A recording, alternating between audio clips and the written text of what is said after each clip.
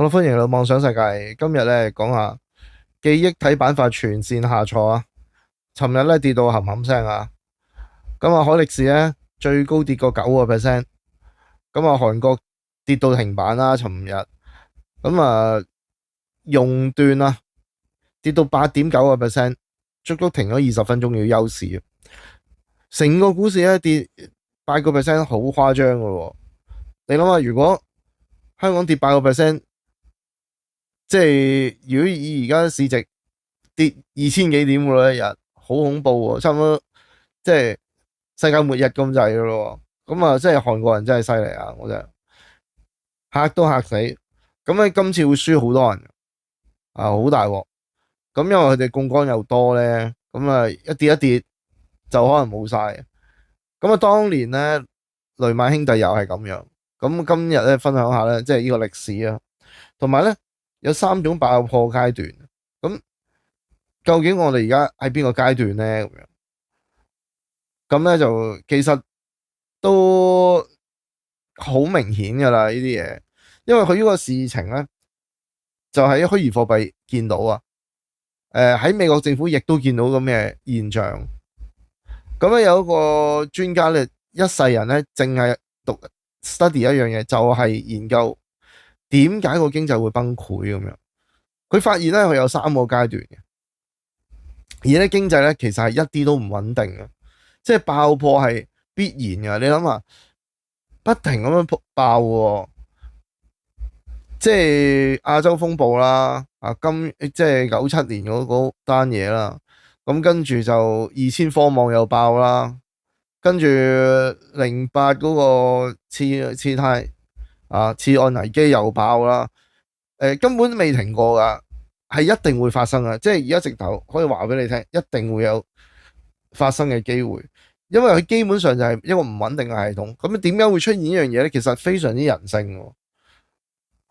咁啊，尋日咧就 SpaceX 係歷史新低啦，真係歷史新低喎！即係一上市以嚟係冇升咗2-3日之後就日日都跌啦。咁而家得翻138啊，即係全部人都輸錢啦。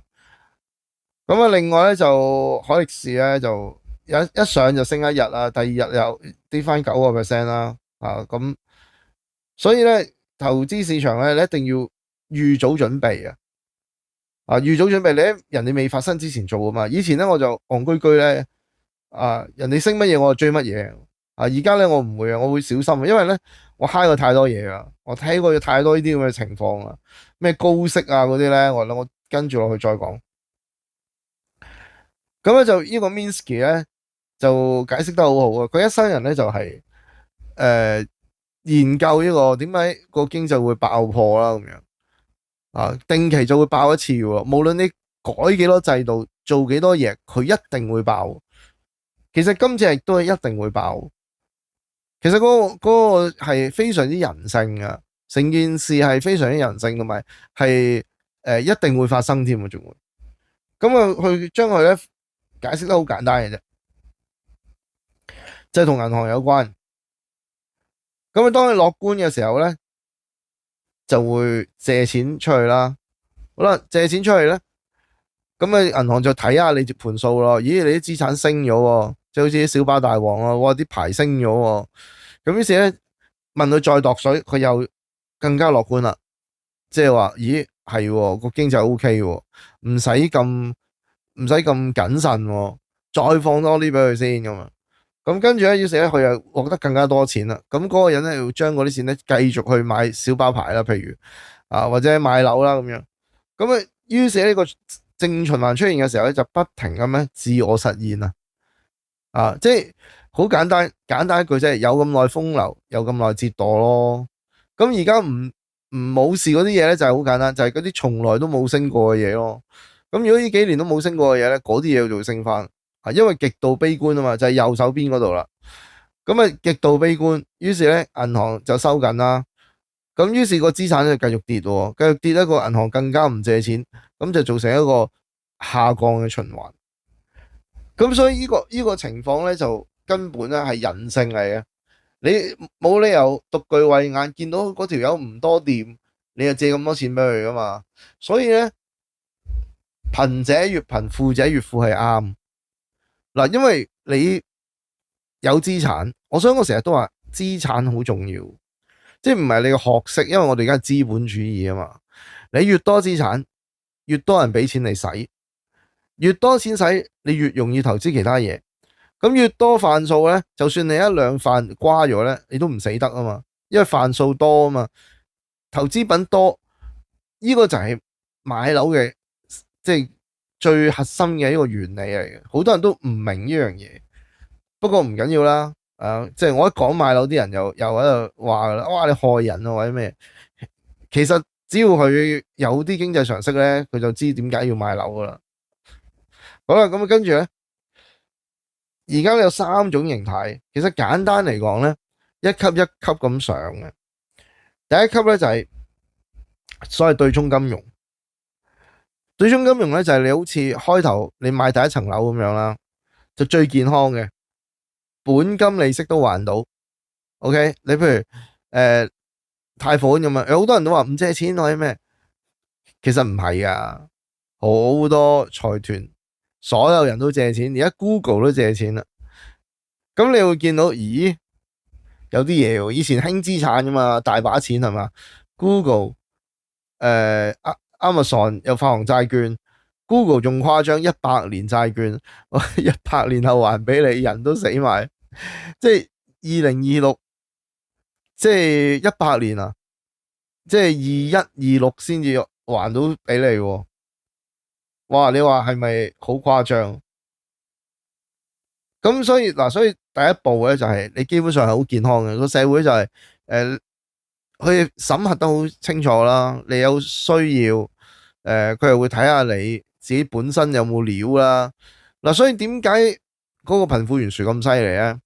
越有錢人咧，佢越多資產或者有生意啦，咁佢個借貸力係勁過你好多。其實我喺幾年前已經講過呢個問題不過我喺 Patreon 裏邊講啦，我冇喺度講。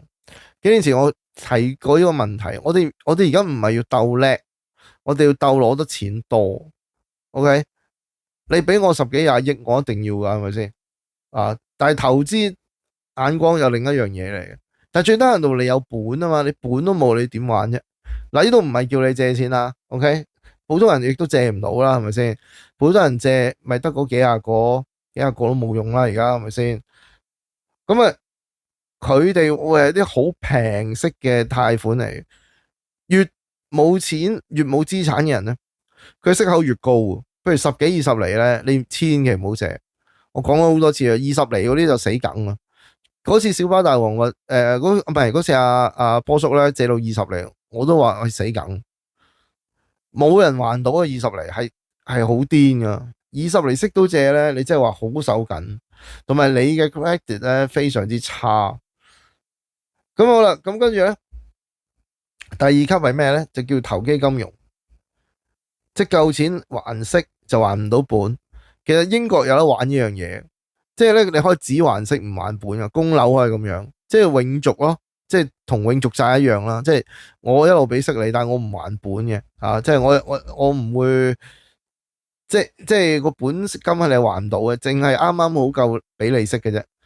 你有冇諗起一樣嘢？就係呢個美國政府類似咁啦，但係佢已經由第2級再升上1級噶啦。美國政府唔止啊，就係龐氏金融啊，連利息都還唔起啊，即係舊債就新債還。咁你去到好唔掂嘅時候咧，就會點咧？就你入不敷支啦。咁係咪都入不敷支噶啦？咁你開始咧就債冚債啦，即係好似你碌卡咁樣，你開頭咧都還到1張卡嘅 min pay 嘅，即係其實好簡單，即係 min pay 啦。咁我淨係還利息，咪即係 min pay 啦。咁佢可能裏邊有少少本金嘅，但係大部分都係利息嚟嘅。咁你開始咧1張卡就唔夠冚啦，咁你去到最後嗰個階段咧就係你要碌第2張卡嚟還第1張卡啲錢，咁然後咧就一路咁樣碌落去啦。跟住咧隔一排你又開張新卡就冚舊嗰啲，咁你去到呢度嘅時候咧已經去到最後啦，就叫龐氏騙局，即係基本上咧你係還唔到噶啦，已經擺明還唔到，用一啲新嘅債嚟冚舊債。其實而家咧美國政府你發現咗呢樣嘢噶啦已經，因為咧佢其實佢發行短債係多過長債嘅，因為長債咧個息率係控制唔到嘅，OK，佢只能夠咧係搞嗰啲短期嘅息率係嘛，1至3年期，咁於是咧佢話冇辦法啦，我都冇錢啦，咁啊點啊？咪借啲短債頂住先咯，但係短債個息口高啊嘛，佢唔敢借咁多短債，佢頂唔住啊，擺明還唔到啊，咁所以而家你要好清楚，喂，究竟你喺呢啲龐氏金融嘅地方有冇發圍先？即係我都有講過，英國都係類似咁啊。喂，你 council 都冇錢啦，council 冇錢又點做咧？不停加稅咯，增加自己收入啊嘛，咁你咪又同你攞，咁呢個咪即係龐氏騙局，因為佢個政府係從來都唔去減債啊嘛，即係佢哋政府係從來冇諗過減債呢樣嘢，只會不停咁加速使錢嘅啫嘛。咁你當你冇錢嘅時候，不停問你度水嘅話，咁咪即係龐氏金融咯。即係佢已經唔能夠維持到，基本上連債務都還唔到啦，佢開始向其他人喐手啦，開始問人攞錢啦。咁呢個就係去到即係龐氏金融嘅最後階段，所以去到呢個階段咧就即將冧噶啦。OK，咁所以自己去諗下究竟而家去到咩水平啦啊？咁我即係不便評論啦。但係我即係我呢度咧係分享我所知嘅嘢，簡單咁令你明白而家去到咩狀態咯。咁投資小心啲啦，係嘛？實會有贏有輸嘅，不過咧就輸嘅時候唔好輸咁多，贏嘅時候贏多啲。其實投資就係咁啊。咁我從來都唔怕輸錢嘅，OK。而且咧就係因為有輸大錢咧，你慢慢咧就越輸越少啦，甚至有錢賺啦。啊，因為你從來冇經歷過咧，你嗰個 size 玩唔到咁大啊，即係你一定要玩到有相當規模咧，你投資先有一個水位啊。咁呢個就係咁樣，呢個係規模效益嚟嘅，所以越多錢嘅人會越多錢啊，越冇錢咧你就越窮越見鬼嘅，就係咁解啊。所以咧，如果你係做得好你嗰個財務規劃咧，其實你根本都唔使煩錢，係錢自己嚟揾你啊，唔係你去揾錢。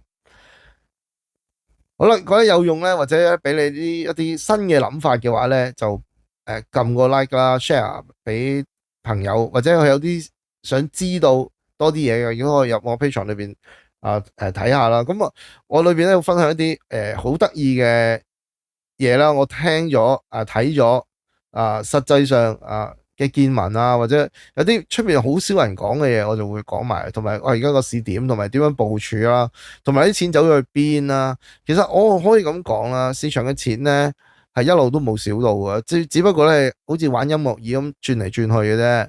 OK，但係最緊要就係你要知道佢轉咗去邊咯。